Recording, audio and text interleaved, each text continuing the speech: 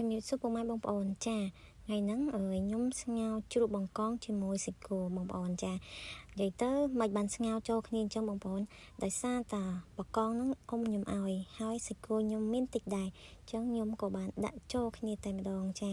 ហើយបន្លែរបស់ខ្ញុំមានតែផ្សិតហ្នឹងឯងបងប្អូនអាហ្នឹងខ្ញុំមិនដឹងថាផ្សិតអីហាផ្សិតសអញ្ចឹងណាបងប្អូនចាអញ្ចឹងក៏យកមកស្ងោជ្រក់ចូលគ្នាតែម្ដងចាជើងចាប់ឆាយហ្មងអញ្ចឹងណាបងប្អូនចាព្រោះអីគ្រឿងហ្នឹងគឺគ្រឿងជើងត្រូវស្ងោជ្រក់ដូចគ្នាទេបងប្អូនចានេះបកងឆ្អិនហើយសាក់ចាក់សាច់គោចូលអស់ហើយអញ្ចឹងយើងចាប់ផ្សិតចុងក្រោយគេមកអស់ចាបងប្អូនបកងនេះធំល្អណាគេហៅបកងខេត្តតាកែវគេបងប្អូនបកងស៊ីនរបស់គេបកងធម្មជាតិណាបងប្អូនចាអញ្ចឹងស្ងោឆ្អិនហើយយើងចាប់ផ្ដើមដួសដាក់ចានអូយឡើងទៅអ៊ូបមកបងប្អូនហើយធំឯងចាអញ្ចឹងយើងដួសដាក់ចានមកហើយយើងចាប់ផ្ដើមដាក់ស្លឹកខ្ទឹមដាក់ច្របាច់ខូចច្របាច់អីចឹងទៅបងប្អូនចាមើលថាមកជូរជ្រះមាត់ណាបងប្អូនចាព្រោះអីស្ងោជ្រក់យើងដាក់អីជូរជ្រះមាត់តិចទៅបានឆ្ងាញ់ចឹងណាបងប្អូនចានេះ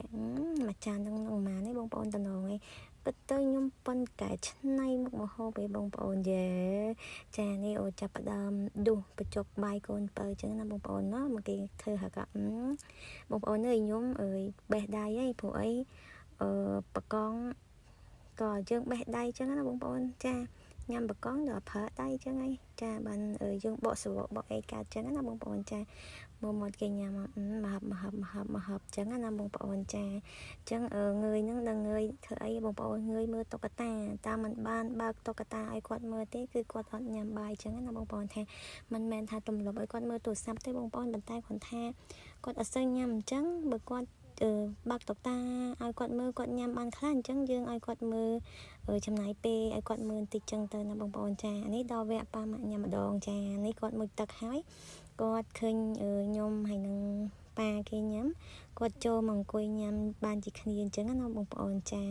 ហើយគេប្រាប់ថាគេសុំចូលកាមេរ៉ាដែរអញ្ចឹងណាទៅខ្ញុំបែរកាមេរ៉ាទៅគេទៅ